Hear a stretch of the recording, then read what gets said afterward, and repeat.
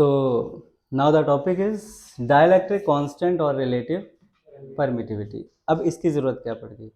इसकी ज़रूरत ये पड़ी कि हमने सबसे पहले क्या किया था, हमने जो टॉपिक पढ़ा अभी कूलाम्स लॉ, जो हमने टॉपिक पढ़ा था कूलाम्स लॉ, उसमें हमारे पास जो के की वैल्यू थी वो थी 1/4πε0। मतलब हमने वो टॉपिक किसके लिए पढ़ा था? वैक्यूम के लिए। हमने वो टॉपिक पढ़ा है वैक्यूम के लिए। अगर मैं मीडियम चेंज कर देता, जैसे अगर मैं वैक्यूम की बात करूं, फॉर वैक्यूम, तो ये फॉर्मूला होता है F = 1/4πε0 Q1 Q2/R²। अगर मैं किसी अदर मीडियम की बात करता, another medium, for another medium, किसी अदर मीडियम की बात करता, ये तो मैंने बात कर दी वैक्यूम की। अगर मैं किसी अदर मीडियम की बात करता तो फोर्स पहले से चेंज हो जाता, एफ की बजाय क्या बन जाता? एफ डैश अपॉन 1/4πε0 की जगह पे हम क्या लिखते हैं? मैंने कहा था कि हम नॉट तब लगाते हैं जब हमारे पास क्या होता है? वैक्यूम। अगर वैक्यूम नहीं है तो हम नॉट को हटा दें, because naught is a symbol of vacuum. So हमने नॉट को हटा दिया, हमारे पास क्या हो गया? 1/4πε, और हम यहाँ पे लिखेंगे Q1 Q2/R²। यानी कि फोर्स चेंज हो गया। यानी कि क्या हुआ? फोर्स चेंज हो गया। तो फोर्स कितना चेंज हुआ, इनके बीच में क्या रिलेशन आ रहा है? तो इन दोनों के रेशियो को, मतलब वैक्यूम में रखने पर कितना फोर्स लग रहा है, किसी अदर मीडियम पे रखने पर कितना फोर्स लग रहा है, इन दोनों का जो रेशियो होता है उसी को हम क्या कहते हैं? डाइलेक्ट्रिक कांस्टेंट या फिर रिलेटिव परमिटिविटी। तो देखते हैं। सो रिलेटिव परमिटिविटी को हम शो करते हैं एप्सिलॉन आर से। ये होगा फोर्स, यानी कि कूलाम्स फोर्स इन वैक्यूम, तो इसको मैं लिख देता हूं यहाँ पे सी फोर्स। समझ जाएंगे आप लोग, Coulomb force in vacuum upon Coulomb's force in medium, कोई अदर मीडियम। समझ में आ गया? तो epsilon R equal to Coulomb's force vacuum के लिए कितना हो जाएगा? Q1 Q2/R², और यहाँ पर हम क्या काम में लेंगे? 1/4πε0। अदर मीडियम की बात करें तो ये होगा 1/4πε0 की जगह क्या लिखा जाएगा? एप्सिलॉन, और यहाँ पर हो जाएगा Q1 Q2/R²। ध्यान देना, Q1 Q2 से, R² से, 4π से कैंसिल आउट। अब ये एप्सिलॉन नीचे वाला उठ के कहाँ चला जाएगा?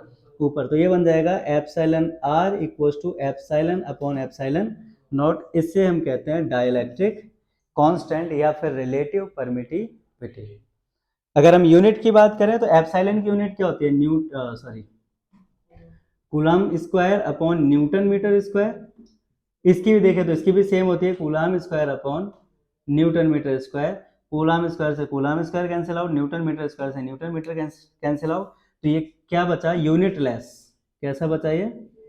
तो कई बार बोर्ड एग्जामिनेशंस में ये क्वेश्चन आ जाते हैं कि डाइलेक्ट्रिक कांस्टेंट क्या होता है। ये तो हम याद कर लेते हैं, लेकिन कई बार घुमा के पूछ लेते हैं what is the unit of dielectric constant और रिलेटिव परमिटिविटी।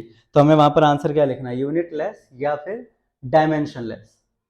समझ में आ गया कि डाइलेक्ट्रिक कांस्टेंट या रिलेटिव परमिटिविटी क्या चीज़ होती है। तो वीडियो पॉज करके सारा आप लोग उतार लेना धीमे धीमे करके। हम नेक्स्ट टॉपिक पर मूव करते हैं। नेक्स्ट टॉपिक जो बहुत इंपॉर्टेंट है,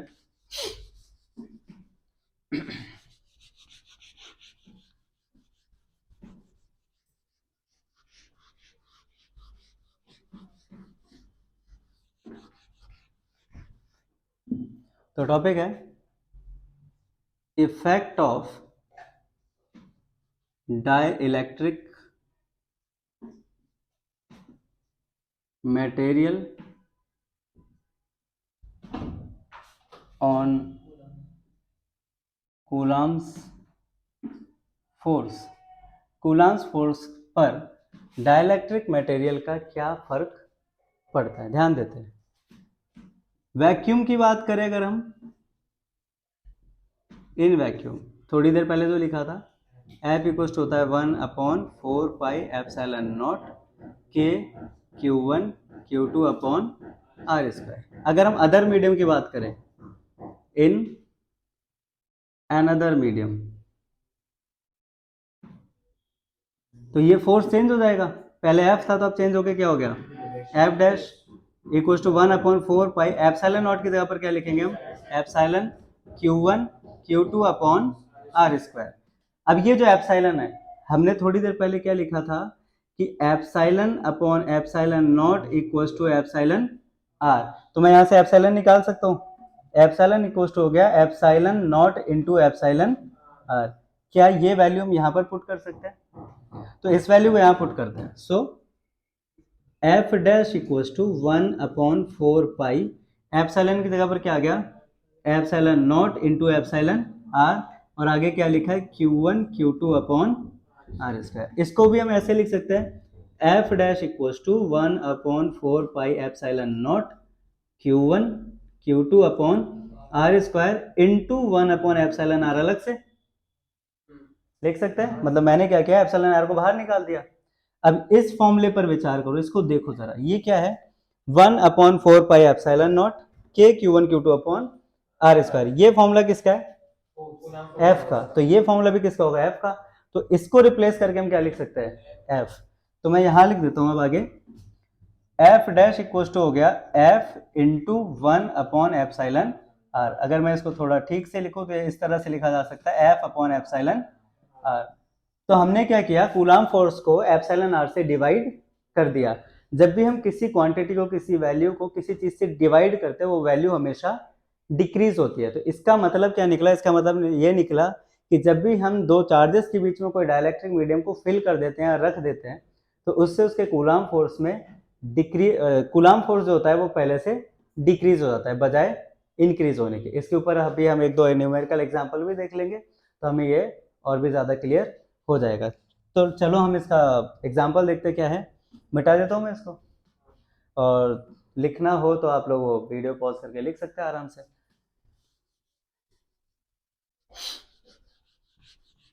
अब मैं दो क्वेश्चन को एक साथ ले लेता हूँ इस टॉपिक में।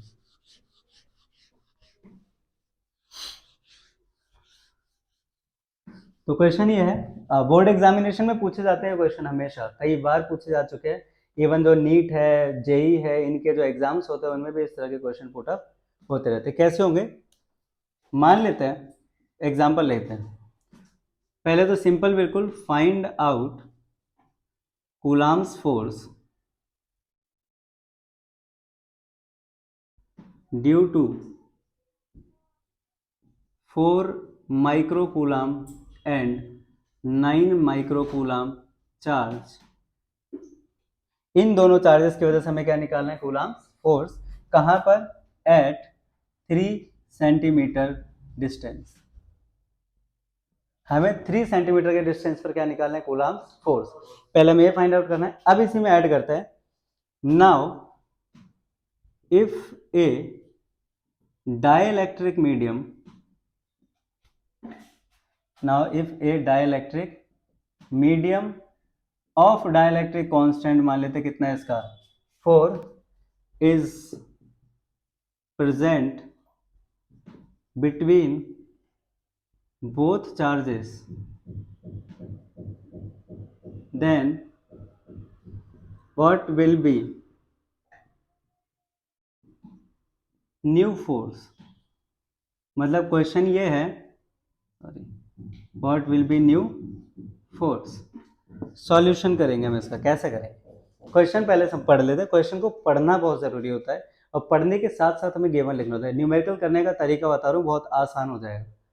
सबसे पहले हम क्वेश्चन को पढ़ेंगे, और साथ ही साथ हम उस पढ़ने के साथ साथ ही क्या लिखेंगे, गिवन। क्योंकि अगर आपने गिवन लिख लिया तो आप ये मान लो कि लगभग आपने न्यूमेरिकल कर लिया है, सिर्फ कैलकुलेशन बाकी है। जैसे गिवन में क्या दिया, फाइंड आउट कूलाम्स फोर्स। क्या फाइंड करना है, तो एफ हमें फाइंड आउट करना है due to 4 micro coulomb charge and 9 micro coulomb charge. तो हमारे पास दो चार्ज है, एक तो Q1 कितना है 4 माइक्रोकूलम। 4 माइक्रोकूलम को हम लिख सकते हैं 4 इंटू 10⁻⁶। माइक्रो का मतलब होता है 10⁻⁶। दूसरा चार्ज दे रखा है Q2, वो कितना है 9 माइक्रोकूलम। 9 माइक्रोकूलम हम इसको लिख सकते हैं 9 इंटू 10⁻⁶ कूलम। फिर तीसरा हमें क्या दे रखा है, एट 3 सेंटीमीटर डिस्टेंस। इनके बीच का जो डिस्टेंस है वो कितना है 3 सेंटीमीटर। इसको भी हम मीटर में कन्वर्ट करेंगे तो हो जाएगा 3 इंटू 10⁻⁻² मीटर। बस Q1 है, Q2 है, R है, हमें निकालना क्या, कूलम्स फोर्स। तो कूलाम्स फोर्स का फॉर्मूला क्या होता है? So Coulomb's force F equal होता है K Q1 Q2 upon R square. K हमें पता है, Q1 हमें पता है, Q2 हमें पता है और डिस्टेंस हमें पता है। तो ये वैल्यू पुट कर देते हैं हम। K कितनी होती है? 9 इंटू 10 टू पावर 9। Q1 कितना होता है? Q1 कितना दे रखा है? 4 into 10 to power minus 6। Q2 कितना है? 9 इंटू 10 टू पावर माइनस 6 और डिस्टेंस कितना है? 3 इंटू 10 टू पावर माइनस 2 का होल स्क्वायर। बस इसको हमें सॉल्व करना है। सॉल्व करने में भी हम क्या रखेंगे? नंबर्स को अलग रखेंगे, पावर्स को अलग। जैसे 9 into 4 into 9 into 10 to power. Powers देखते हैं, ये कितनी है? 9 और ये कितनी है? -12। -12 में से 9 गए तो कितने बचे? -3 अपॉन नीचे 3 का स्क्वायर कितना हो गया? 9 इंटू 10 की पावर -2 का स्क्वायर कितना हो गया? -4। अब ध्यान देना, 9 से 9 कैंसिल आउट, तो F इक्वल टू कितना हो गया हमारे पास? 4 इंटू 9 कितना हो गया? 36 इंटू 10 टू पावर -3 ऊपर है, 10 की पावर -4 नीचे है, तो 3 से 4 गए बचा -1, -1 ऊपर जाएगा तो +1, तो ये हो गया इंटू 10 टू पावर 1। हम लिख सकते हैं F इक्वल टू कितना हो गया? 360 न्यूटन। यानी कि इन दोनों चार्जेस के बीच में कितना फोर्स लग रहा है? 360 न्यूटन। अब हम इसके दूसरे क्वेश्चन पर आते हैं। इसमें कहा कि अब हमने इन दोनों के बीच में एक डाइलेक्ट्रिक मीडियम भर दिया जिसका डाइलेक्ट्रिक कांस्टेंट कितना है? 4। अब भर दिया तो फोर्स चेंज हो जाएगा। तो अब हम क्या करेंगे? यहां कर देता हूं, आफ्टर फिलिंग डाइलेक्ट्रिक मटेरियल